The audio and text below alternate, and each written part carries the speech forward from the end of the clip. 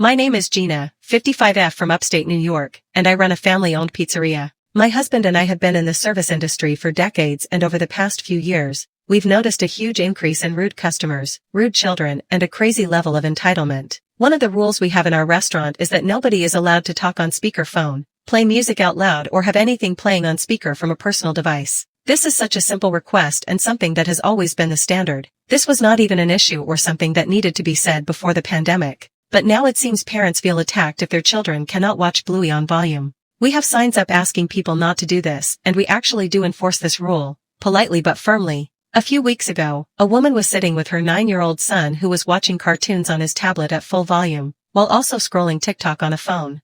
I nicely explained to the woman that we do not allow this, as it is disruptive to other customers, and asked her to please turn off the volume. The woman rudely replied that her son has both ADHD and autism, so he needs to do this in order to sit down without making a fuss. I asked if she could please use headphones, and she snapped that her son does not like to use them. I told her that this is not acceptable and to please either use headphones or set his devices to silent. About 10 minutes later, I was in the kitchen and heard loud banging noises coming from the dining room. I came out to find the child furiously banging his fists on the table while the mom just sat there ignoring it. It was almost as if he was waiting for her to say something, but she did nothing.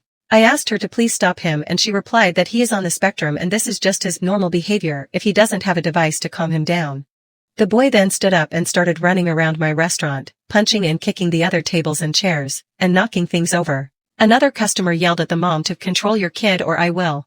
She launched into what sounded like a pre-rehearsed monologue about how autistic children deserve to occupy the same spaces as everyone else. I agree with this, but everyone still needs to behave appropriately. I told the woman that if she could not get her son's behavior under control that she needs to leave. She was furious and started yelling about how it is illegal to discriminate against people who are on the spectrum and that she would report me. My husband came out, put her food into a to-go box, and just said to her, "Get out right now."